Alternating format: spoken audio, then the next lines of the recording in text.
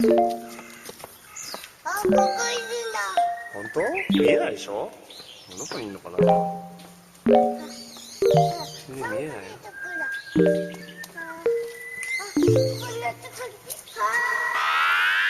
I miss you. What's good, Internet? It is December 8th? No, wrong. December 5th. December 5th, 2016. We are coming to you live. For real, we are coming to you live from the... Wait, hold on, Austin. What? We're live, but it's showing a black screen on the Twitch stream. Why would it do that? Why would it be doing that? I love all of this. I can hear us laughing. Why is it showing No, yeah, the audio works, but it's as call in a separate window. I'm not sure what that means. I can see the window. And it's black. It's not good. There we go. Okay. Back? It worked. It just took a second. It needed to think. Okay. It needed to think a little bit. We are coming to you live. We're doing it from the Brick House, from the Digital Pyramids, from Vice HQ in Brooklyn, from this little conference room. Special that room. we've taken over. For special people. This is going to be a short podcast because we have this room until 1 o'clock. It is 12:23 while we were recording. We were still going to record this podcast and launch it live later again. Second live. Second life of Second the podcast. life. Yes. I am Austin Walker. Joining me as always, Patrick Klepek, Danielle Riendo. Yep. We can see each other. We can see you. Hello. over We here. can. I'm going to try to stay focused, and we're going to get through an hour-long podcast in 37 minutes. 37. Okay, time to hustle. Let's do it. Yeah. How's it going? How are your weekends? Good. I played a lot of Dishonored, but we've talked about that a lot, so maybe we talk How about far? something How else. far have you? At least, how far have you gotten? Where are you I at? am in the Dust District, and I am taking my sweet time as usual. Here's the thing I found out about Dishonored. Playing it last night. I was playing with my dog. It was wonderful. He was on my lap. He was very cute. And I was petting him and playing. Yeah. I realized where the like phantom kills are coming from in Ooh. my game because I've been going through non-lethally, but like every now and then there's a kill, and I'm like, what the hell? I like knocked them out. I left them in the recovery position like a good EMT. Like I put them in a safe place on their left side. Rats have been eating people, and that counts as a kill. And I had no idea that actually counted until last night. I actually encountered the rats eating a guy, and I was like, I knocked him out. And That's a big Dishonored 1 thing that they did. I didn't even know about that. Yeah, so in Dishonored 1 that Yeah. happened all the time because it was like, oh, the rat plague. I didn't know that came back over for Dishonored 2. Apparently it did, because even though they're not plague rats, they're just like Hungry. beastly rats who eat your face when Yeah. you're knocked out. That's the thing. You would wake up. Even if you were passed out, you would probably wake up if a rat was eating your face. You hit those guys pretty hard. I did. I guess I So did. that's on you. I played a little rough. That happened to me too, Danielle, and I think that's actually like a really poorly implemented way of like the emergent world interlocking with your kid, like, because that's as I've gone back, once someone pointed that out to me, I said, oh, that makes sense, because I never they're probably getting killed by the dudes that I'm just leaving in the streets. Yeah. Or like putting in a corner, and it was a bummer. Not that like the achievement means anything to me. Like I still ended up playing 99.9% stealthy, but it was just a bummer to have like you're like, oh, I did it, and then you say like 2 kills. It's like, no, that's not possible, and then realizing it's because of the also if it's not the rats, the blood flies can also kill enemies. So it's like those both make sense. And in a way, I appreciate that the world can do those things, but I find that at odds with the game encouraging you to do, like, you know, all stealth runs. And for actions that are unrelated to the player, you can have that stuff disrupted unless you're constantly checking a menu to see your stats. Does that seems show up in the stat menu? Yeah, you can. But you have to pause. Yeah, you can do it actually kinda get out of mid-mission. the game. It's not like you could just like flip a menu or anything like. Especially playing on console, and it's a little annoying. It's like an A- instead of an A, and it's like I deserved. I also the like A, that suggests that there's a way to go through this game Mr. Magoo style, just fucking up. Like you're completely the best of intentions, and it's like, oh, I'm gonna knock this guy out and put him here, and they're like, oh, he's in the dead. recovery position. Right, Even. you end up with like the high chaos ending because you magooed your way through by mistake, killing dozens and dozens of people. Emily Caldwin is Mr. Magoo in Dishonored 2. That's it. Basically, it's still a great game. I'm just like, Yeah, that one damn bit. it. you know. I didn't get any further in Dishonored 2. My plate was filled this weekend with other games. But you were playing with a very special cat flying Bird creature. It doesn't fly. It has wings, but it can jump. Okay. Its jumps are really good. It can do cool jumping. Trico from The Last Guardian has some good ass jumps. It's got those ups. Like, it can get up there. So we got The Last Guardian last week. I put some time aside on the weekend to finally get into it. That game is interesting. Yeah. I haven't looked at any reviews yet at all. I know they're out there. I have an email about a review that I'll read in a little bit, or about reviews in general of that game. My impression while playing it was like, oh, people aren't going to like this game. And the big reason I don't think people are going to say that they don't like this game is the camera controls are butt. They're really not bad. A good butt. And not just the camera controls. That's not true. It's not the camera controls. Like, it's a kind of a floaty camera, or like it fights you a little bit. Like, it doesn't want to do the thing you want it to do. Oh, you mean it's a Team Ico game? But also the level design is built such that it's constantly fighting the camera. Like, there are lots of tight spaces, and sort of like Titanfall or something. There are two scales to this game. There's like the little boy scale of you running around, and then there's the Trico scale. And those two things just don't mesh cleanly. Like, Trico is constantly getting in the way of the camera, and it's like, oh, it's black for a second. Or the other thing that happens is just like, it's just impossible to see where you're at. Or the most frustrating one is there are these big cinematic moments every once in a while where a bridge is collapsing or you're like falling and then Trico catches you or whatever. All sorts of stuff like that happen. And when they happen at a point where it's like, I'm desperate for action to happen. I've been doing puzzles for the last hour and a half. I need something that feels like a narrative progression, even if that narrative progression is just like, oh, Trico caught me. That means we're close friends now. And like the camera misses those moments all the time too. And like those are scripted sequences, dog. Like your camera work needs to be on point for those, and it just misses it sometimes. It's very strange and weird. So that's one reason why I think people will really dislike it. The controls are also kind of a pain and like they don't do the thing. They don't feel smooth. Again, like most Team Ico games. They're very slippery. Yes. And that defined the previous two games from Fumito Ueda, and I think that's what surprised me when I finally sat down and played this game for the better part of 90 minutes at E3 was, this game is ripped straight out of PlayStation 2. I think they're. When you think about that game's, lengthy, 10-year development or 9 years or whatever it is, you thought, look at like Final Fantasy that just came out, and that's a game that clearly evolved, changed, adapted, tried to become something that felt incredibly relevant to sort of like current design tropes and trends in 2016. The Last Guardian is like the antithesis of that. The Last Guardian is what The Last Guardian was. Like, I don't know that for a fact, right? I can't remember, I don't have like a deep insight, but it feels like they just made the game with the design document they had 9 years ago and just got around to finishing it now for like warts and all. And the biggest example of that for me is that it's long. Like, I'm 6-7 hours in, something like that, maybe 5, but I feel like I'm a third of the way through. Like, I feel like I just hit the big Act 1 ending. And reading reviews of people saying, or hearing from people I know who are doing reviews, it took them 15 hours to beat the game. It's like, I don't want to be playing this for another 10 hours. In the time since Shadow of the Colossus, we've had Journey, we've had Limbo and Inside, we've had Brothers, we've had all these games that are loosely in this same evocative, puzzly platformer, genre that do stuff in a tight 4 hours, 5 hours maybe, like a single sitting game. And if The Last Guardian was like a really good single sitting game with like some reason to replay it, I would be way happier than I am right now with it. I have to ask, is it scratching the itch of Shadow of the Colossus and Ico? No. It's not quite doing the same things. It's like that's why I want to play it, because I want something that scratches that itch. What itch? Yeah, I was say, what is it like? Describe what that itch is. The grandeur of those games, as well as being sort of in an interesting world, and there's puzzles, and there's sort of interesting stuff going on. But it's like a grand, beautiful, big space. Shadow of the Colossus was like so much more evocative than this is for me. It's so much the spatiality of Shadow of the Colossus was emphasized by the size of those creatures, and the ways that they traversed differently than you.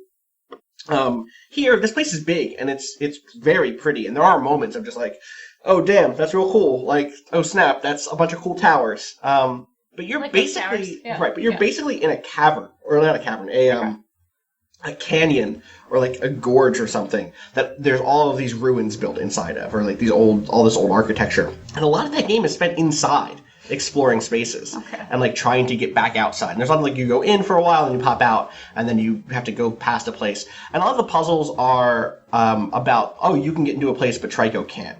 And that stuff is fine, but like it's again, like I can't, in a year when Inside came out and understood that every screen was a puzzle, and like then you moved on to a new like diorama. This feels like exhaustive and just so long, and I don't know, like poorly paced in comparison. And that's not, again, if it came out a decade ago, we would all talk about how it was great, but it was hard to go back to because our attention spans have changed or something. But it came out today, and it came out, this week, and it's such a different environment. I will say, going back to the question of controls, Patrick, the one thing I think that this game does really well, or it does a bunch of things. It does a bunch of things really well. Let me just say that also. But one of the things it does really well, and this is also going to frustrate people, is that it's like it does single-player co-op in a way that reminds you that sometimes love is not a two-way street. Or that like the things that you love, the people that you love, the animals that you love don't listen to you that well. You have a baby, Patrick, and you have dogs. Yeah, she does not listen. She does not You have a listen. dog and 2 cats, and that dog has been shitting itself nonstop for a month. Every day I wake up to a new surprise. Same with my kid. Same exact problem. They're basically, and same with Trico. Well, Trico does shit itself, but Trico also poops. that's an achievement apparently that I've not yet gotten, that Trico poops. If you catch Trico, Well, that's really good. you get a trophy, a gold trophy. That's really good. But there's like a lot of moments where it's just like, all right, all you have to do is jump up there. Just jump right up there. And it's like, all right. Come on, buddy. And it's like, Come on, buddy. Right. And like, you are so close. Please just jump over there. And there's like a real sense of teamwork, in the sense that like when you play a team sport, you have to rely on other people to do what they to do well. You can't just like tell them go do a thing and they'll do it. They have to execute on it. And sometimes Trico don't execute. There's like communication problems, or he's scared, and like that stuff is actually really effective if you can be patient. Like it's a game about being patient for someone to figure stuff out. And then there are moments where it's like, oh, he's getting it. Like jump, jump, jump. Like yes, you nailed it. He'll never miss a jump. He'll never like miss a jump in the sense of like once he starts going in the right direction, he doesn't jump far enough or something outside of scripted sequences. Right. But sometimes like he's like distracted by a smell, or like is really hungry, or like just doesn't seem to interpret your commands clearly.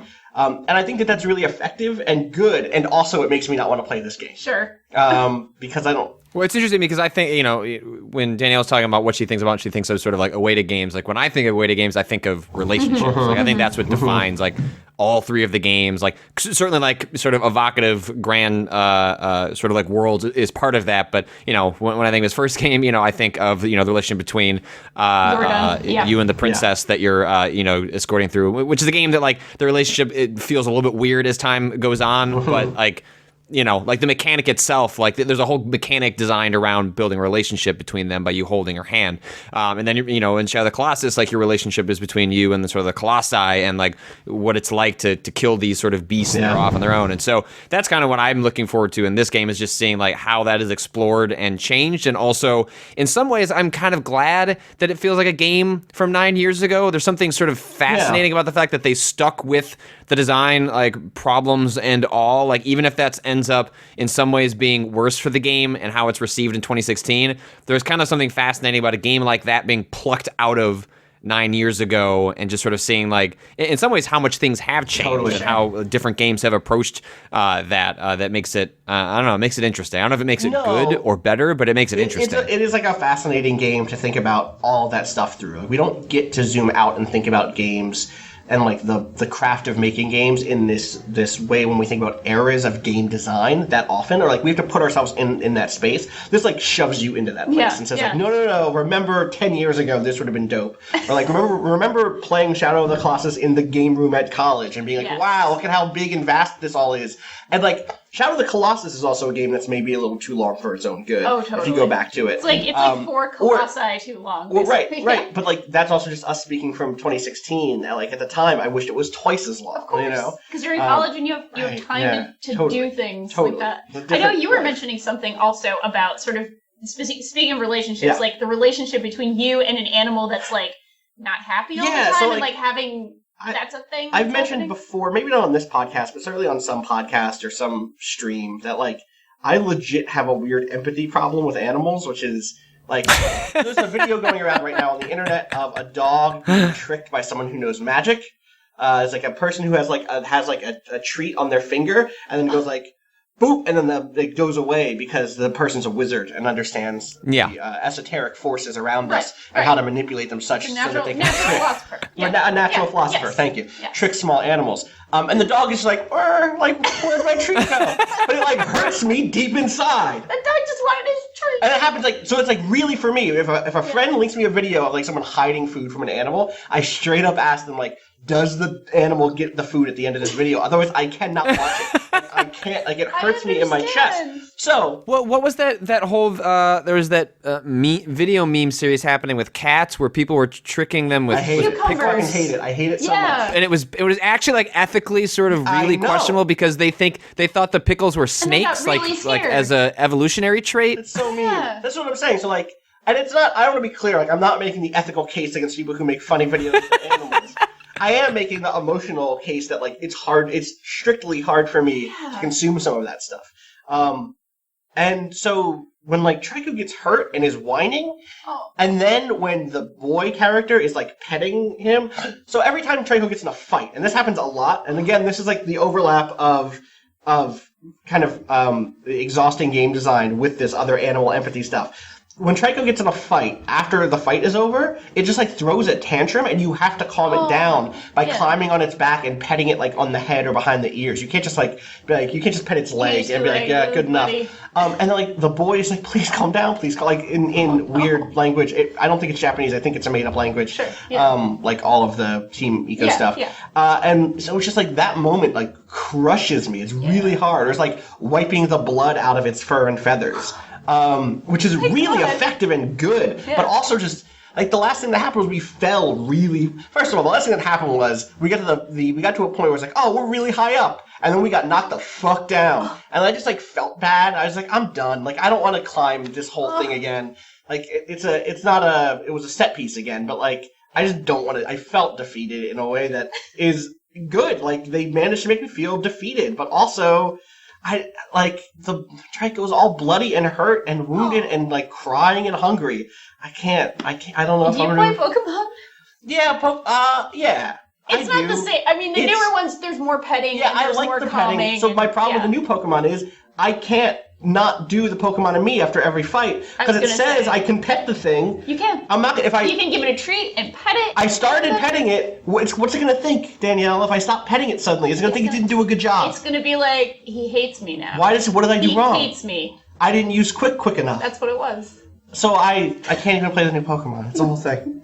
It's a As whole someone thing. with an actual like anxious animal who does cry about literally everything, like if I haven't been holding him for more than 2 hours a day, he will cry. I hear this. Like I'm feeling this in my chest too as we're talking about it. So I think Trico is a really great character and like a really good. There's some like latent anger issues or like I don't know. It might be I don't know. There's some cool stuff in the first act of like what is this thing.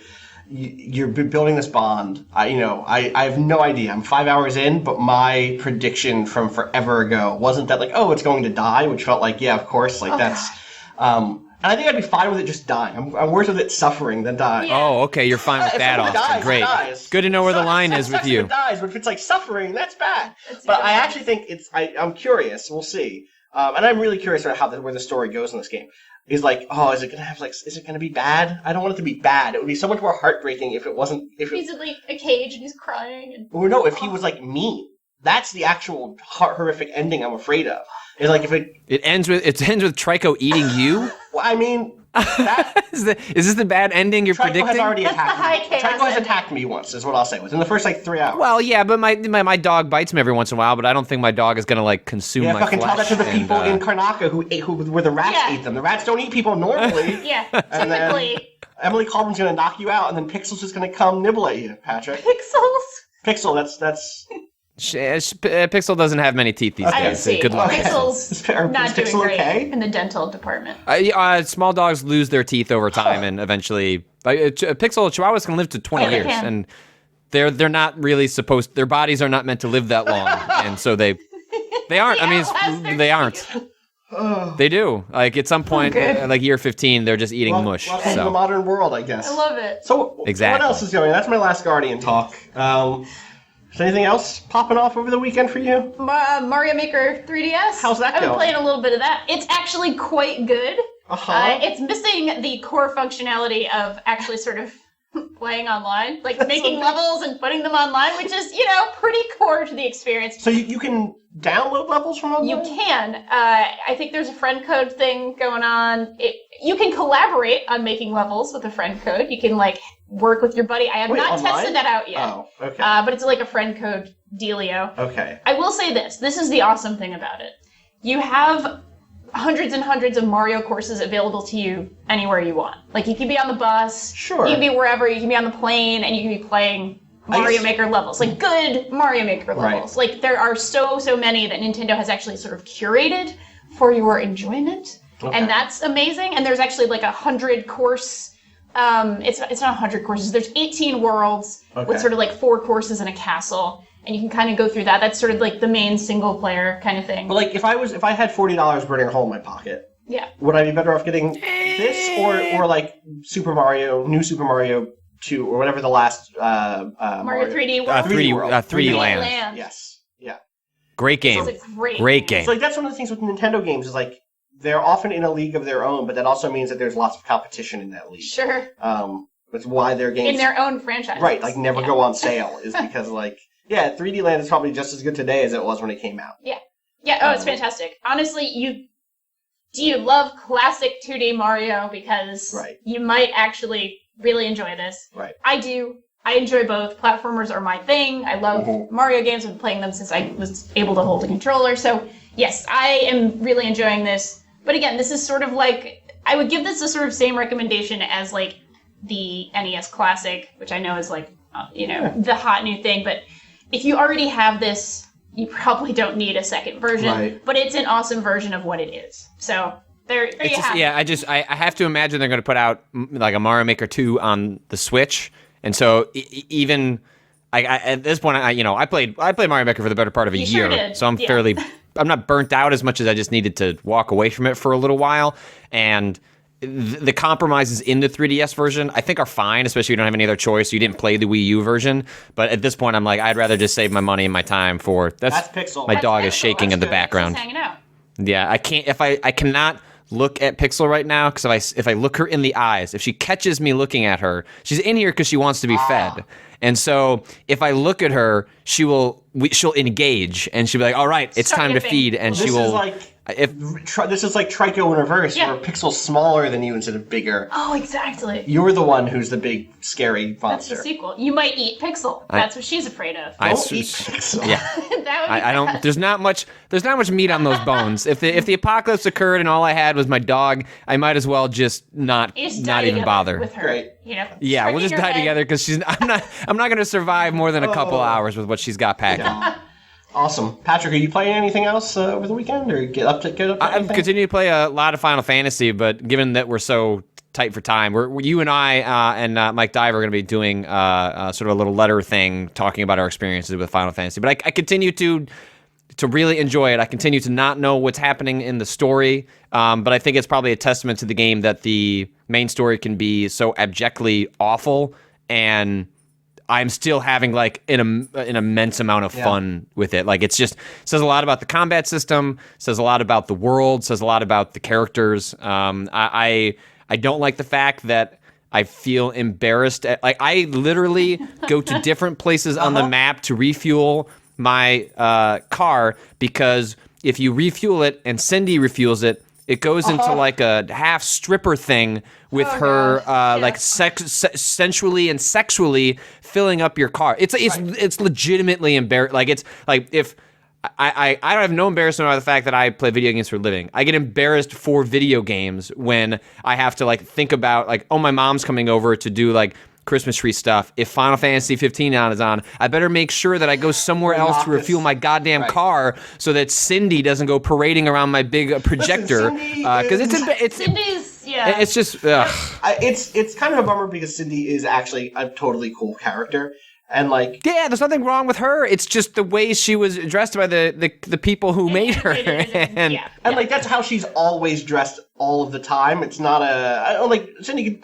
The real Cindy can dress however the fuck she wants. Yes. Cindy, the game character. Cindy can have her own wardrobe, her own feelings about it, totally. etc. Yes. Yes. Cindy, the game character, it does feel excessive and does feel like we don't get Gladio's pecs up on the front I wish he windshield would while he wash washes the car like that. No, it's only her. Like he would kind of do the Magic Mike like hump movement. Right, there's no Magic Mike. He's like getting the windshield. It's just Sorcerer Cindy. It's no Magic Mike. Oh. So it's other than that, the game is solid. And I mean, I've also spoken to some people who have returned to their question of just like, really, could you only do this game with 4 dudes? Could you really only do this game where you had 4 dudes? Could there not have been a lady in this party in a series that has historically had a bunch of really cool female characters? Yeah. And I'm still very early, but I haven't yet hit the thing where it's like, oh no, it's such a deep dive on masculinity that it had to be 4 bros.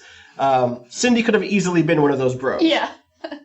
Yeah, and I've heard, I'm curious to see how the story ends up playing out, because for friends of mine that have finished it, they say, look, okay, the story is a complete mess, and you probably should go watch the CG movie, but don't watch it because it's bad. Like, it only gives you context. It's not a good CG film. Like, it's just clearly stuff they cut from the game's first act and then crammed into a film to give you something else to understand the world. But it has been argued that by the end, like, you truly come to care about like the 4 characters and their plight. So I'm not saying that's going to excuse like what has historically been like a series that has like spread gender pretty equally in an interesting way. But I am at least curious to see if they made that decision, how it does or doesn't pay off at the end. Like maybe there is something about it that's like, yeah, like I'm glad it was these 4 characters and they chose to go this route. Or maybe it seems like a missed opportunity. I'm deeply curious.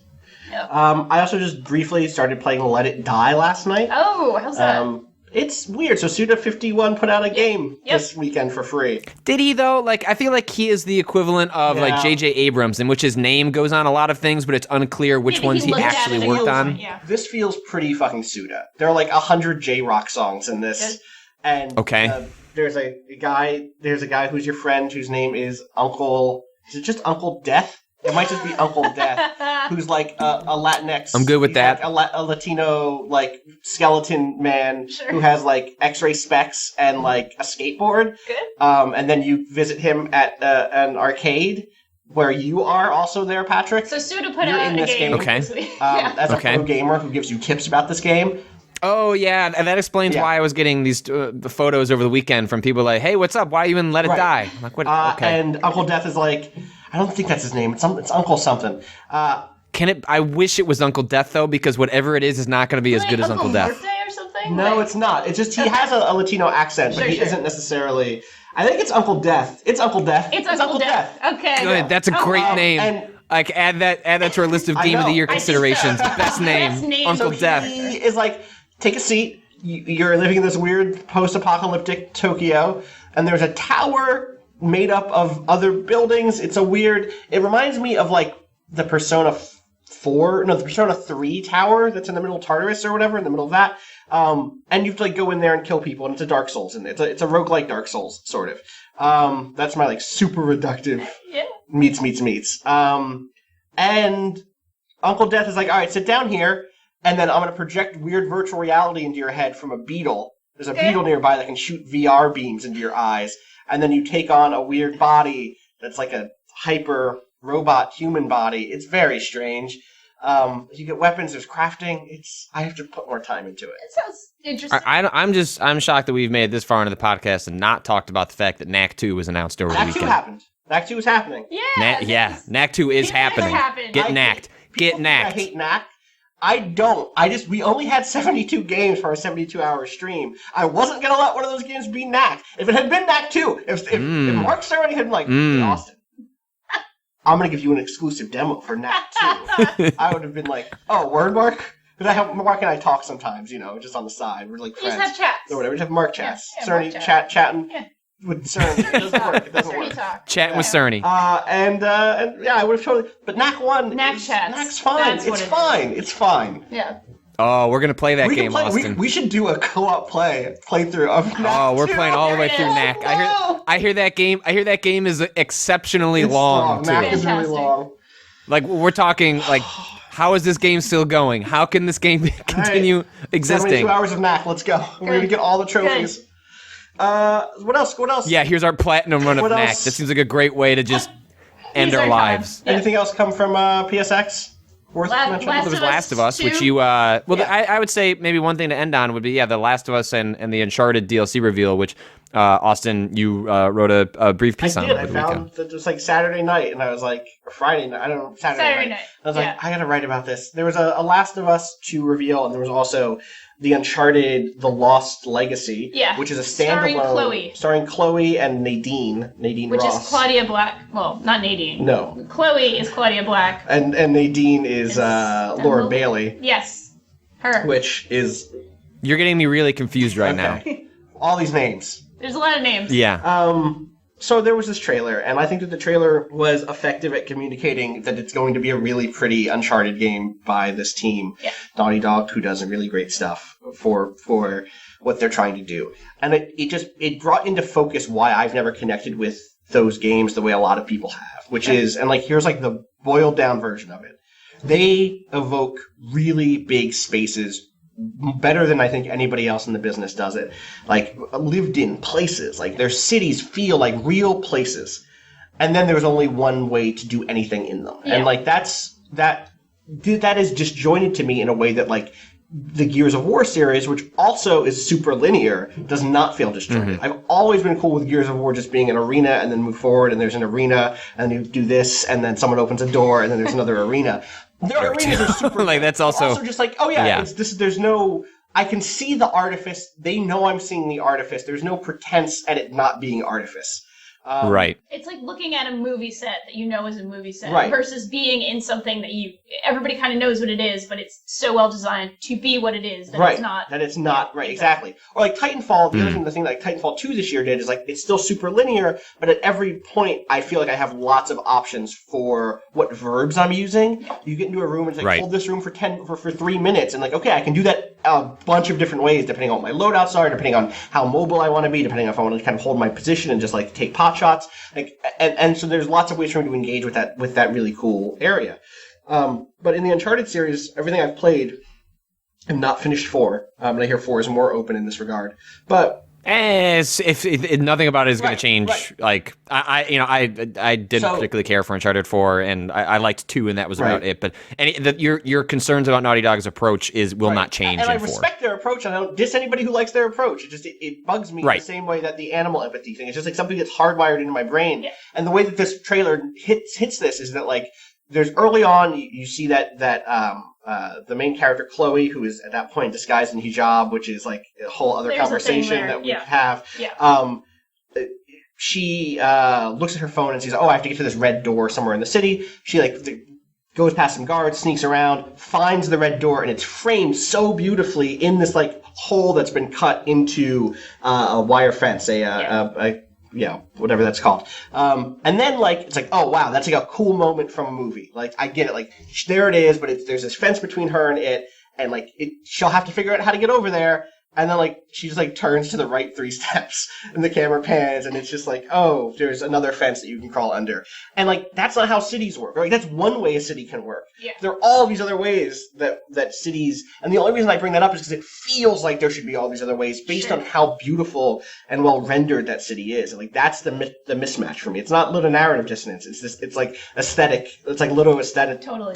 dissonance, right? Like, the way I want to play doesn't match up with the way the world looks. And that's always been my beef with them. And I'm cool with that, like, if that's not a thing that bugs you, but it's been bugging me. So it was good to finally be able to figure out how to talk about that. I wish we had more time to get into it. I'm excited about Last of Us Right. 2, The Last of Us Part 2. I know it's like a whole specific thing, the way it's named, but yeah, we can talk about it some other time. We will. I'm going to save this question for Friday. Sounds good. Someone wrote in with a really good question, but we got to wrap it up. So I'm gonna start wrapping it up. Thank you, Danielle. Thank you, Patrick. Where can people find you on the internet? Find me at Patrick Klepek, and at P on Facebook. P Klepek. Is that a thing? Are we doing that? P Klepek? Peak Clap. Claps. Peak Clap. Peak Clap. You can find me at Peak Clap. Yeah. Danielle, what about you? Sorry. Danielle Orai on Twitter, and I'm Danielle Riendo Writer on Facebook. Fancy. Got that I'm one. Austin Walker Games on Facebook, Austin_Walker on Twitter. You can find everything Waypoint does at twitter.com/Waypoint, at facebook.com/WaypointVice, at waypoint.vice.com, at waypoint.zone, at digitalpyramids.com, at bazinga.zone. It keeps going. It keeps going. Shout outs to Tim Barnes, our producer. Tim, where can people find you? Oh, you can find me on Twitter at TimBarnes451. Tim Barnes451. That's Hell a yeah. shirt which jokes burn. Right. Which, I like that. That's good. Awesome. Tim is great. Tim is good. Tim's also engineering the podcast for us these days. And then you can also Bowen. Waypoint.zone/Bowen. BOEN. He did the music. Dope music. Thank you, Bowen. Keep it up. We love you all. We'll be back on Wednesday for a live stream. I think Mike Diver will be streaming actually on Wednesday that's right. from a pub in the UK. Yeah, in they let London. that happen. Anything can happen. All right. We'll talk to you guys soon. Peace.